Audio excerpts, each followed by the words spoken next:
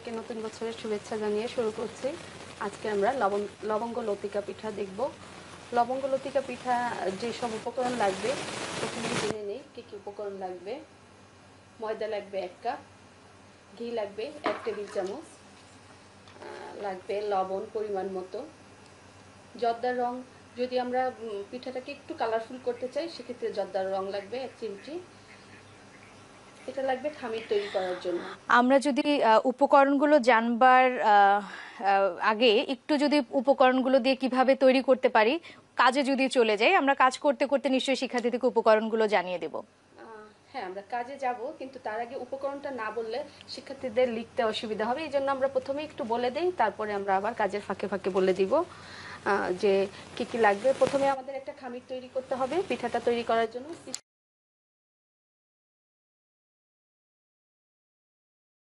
তৈরি করা এবং তৃতীয় ধাপ হচ্ছে যে পিঠা তৈরি করে শিরায় ডোবানো। তো আমরা বললাম যে খামির তৈরি করার জন্য লাগবে ময়দা, লবণ, ঘি এবং যদি কালারফুল করতে চাই তাহলে জর্দা রং দিব। এবং আচ্ছা, আমাদের খামির তৈরি করতে ময়দা, ঘি, লবণ। পুর তৈরি করার জন্য লাগবে নারকেল কোড়া 1 কাপ, চিনি লাগবে 1/4 কাপ এবং কনডেন্স মিল্ক লাগবে 2 টেবিল চামচ। এটা দিয়ে আমরা পুর তৈরি করব। এরপরে চলে আসবো আমরা কিভাবে পিঠা তৈরি করব সেটার জন্য। প্রথমেই আমরা ময়দার ভিতরে লবণ এবং ঘি দিয়ে ময়ন দিয়ে নিব। ময়দা এবং লবণ দিয়ে ময়দা, ঘি, লবণ দিয়ে ময়নটা খুব ভালো করে দিতে হবে। দেওয়ার পরে অল্প করে নর্মাল টেম্পারেচারে যে পানি, একদম নর্মাল পানি, সেই পানিটাকে দিয়ে ময়দাটাকে খুব ভালো করে মাখতে হবে। মাখার পরে এই ময়দাটা আমরা 30 মিনিট রেখে দিব ঢাকা অবস্থায়। 30 মিনিট পরে এটা দিয়ে পিঠা তৈরি করতে হবে। দর্শক, এখানে আমরা মেখে নিয়ে আসছি ময়দাটা ময়ান করবার পরে দেখতে অনেকটা এরকম। এবার এটা দিয়ে পিঠা তৈরি করতে হবে। ময়দা যখন মাখা হবে এবং 30 মিনিট অপেক্ষা করার পরে খুব সফট হয়ে যাবে, তখন এটা দিয়ে আমি যদি 1 কাপ ময়দা নিই 1 কাপে 10টা পিঠা তৈরি করা সম্ভব। তো আমি ছোট ছোট 10টা লেচি কেটে নিতে হবে।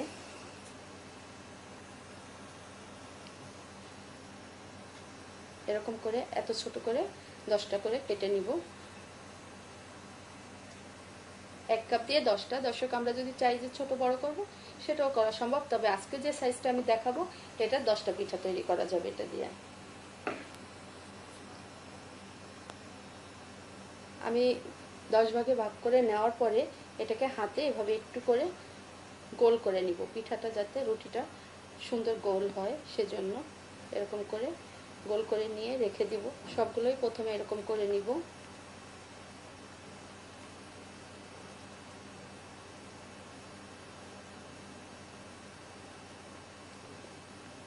নেওয়ার পরে আমি কিছুটা এক্সট্রা ময়দা নিয়ে রুটি করে নিব।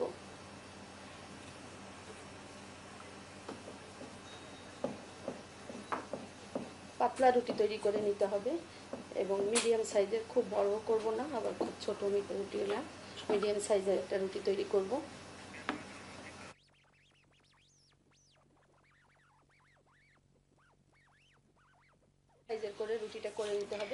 শিক্ষার্থীরা, আমরা আজকে দেখছি লবঙ্গ লতিকা পিঠা তৈরি। আপনাদের সুবিধার জন্য আমরা আপনাদেরকে পুরো উপকরণগুলো আরো একবার জানিয়ে দিচ্ছি। আশা করি কাগজ কলম নিয়ে আপনারা একদম তৈরি আছেন। আপনাদের জন্য জানিয়ে দিচ্ছি উপকরণগুলো। আমাদের উপকরণ লাগছে ময়দা 1 কাপ, ঘি 1 টেবিল চামচ, লবণ পরিমাণ মতো, যদি আমরা একটু রং আনতে চাই পিঠাতে তাহলে জর্দার রং 1 চিমটি। আমাদের পুর বানানোর জন্য লাগছে বাদাম কুচি, মাওয়া লাগছে 1 কাপ, চিনি 2 টেবিল চামচ, তরল দুধ 2 টেবিল চামচ। এবং পিঠাটা তৈরি করবার পরে আমরা শিরার ভেতরে যখন পিঠাটা দিব, সেই শিরা তৈরি করবার জন্য আমাদের লাগছে চিনি 1.5 কাপ, পানি 1 কাপ, লবঙ্গ পরিমাণ মতো, এলাচ 2টি। আপনাদের সুবিধার জন্য আমরা আরও একবার যদি ময়ানটি তৈরি করবার প্রণালী জানিয়ে দিই।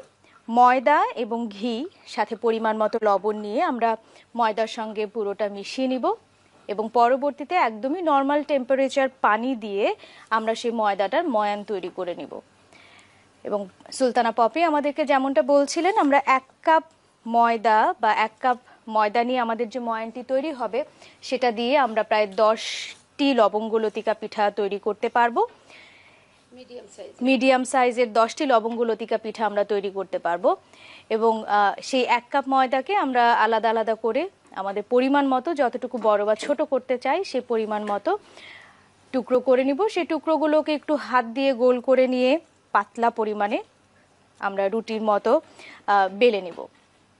তারপরের যে প্রণালীগুলো আছে সেই প্রণালীগুলো নিশ্চয়ই আমরা সুলতানা পাপির কাছ থেকে দেখে নিব। তবে তার আগে আরও একবার আপনাদের সুবিধার জন্য উপকরণগুলো জানিয়ে দিচ্ছি, আপনারা মিলিয়ে নিতে পারেন আপনাদের উপকরণগুলো ঠিক মতো আপনারা লিখে নিতে পারলেন কিনা।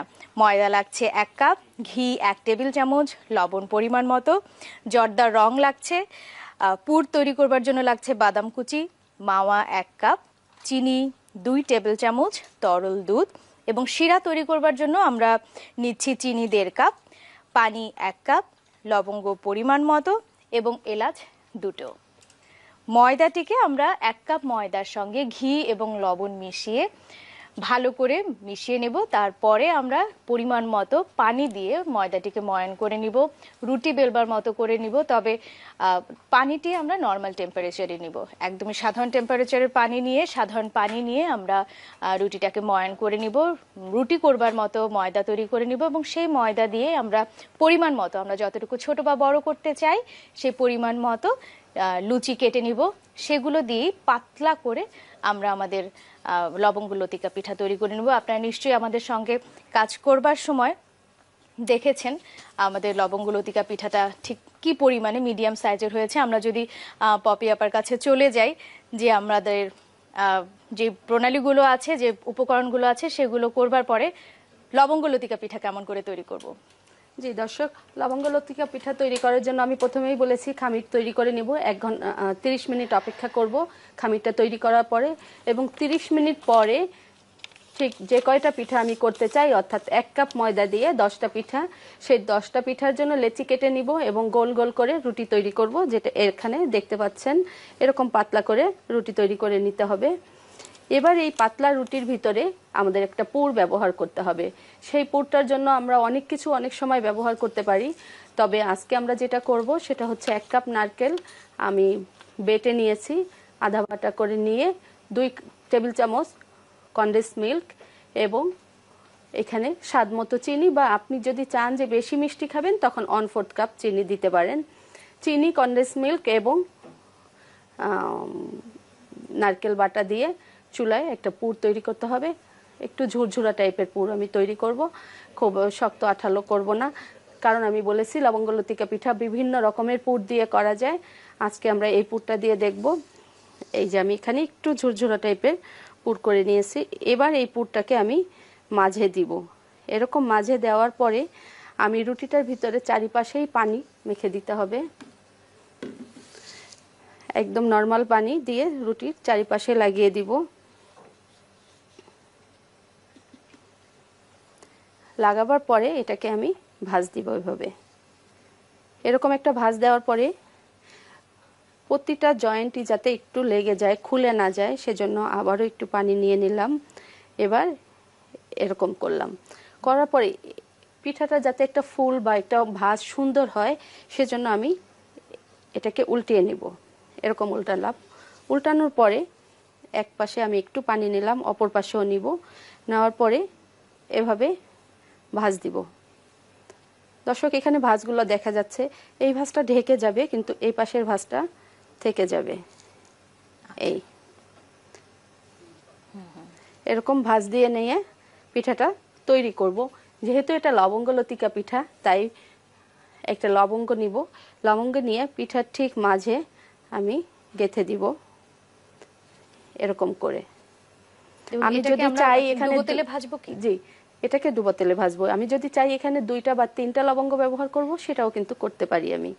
আমি দর্শকের সুবিধার জন্য আরো একটি পিঠা দেখিয়ে দিব। প্রথমে এরকম রুটিটা করব, পাতলা রুটি, তারপরে ভিতরে পুর দিয়ে দিব। আমি এখানে শুকনা টাইপের পুর দিচ্ছি, যেটা হচ্ছে একটু শুকনা করে নিয়েছি। দর্শক, আপনারা চাইলে ভিজা পুর দিতে পারেন বা একটু আঠালো করে নিতে পারেন, বা আমরা এটার ভিতরে খিরসা দিয়ে করতে পারি, বা আমরা এখানে গুঁড়া দুধ, মাওয়া এবং চিনি মিলিয়েও করতে পারি।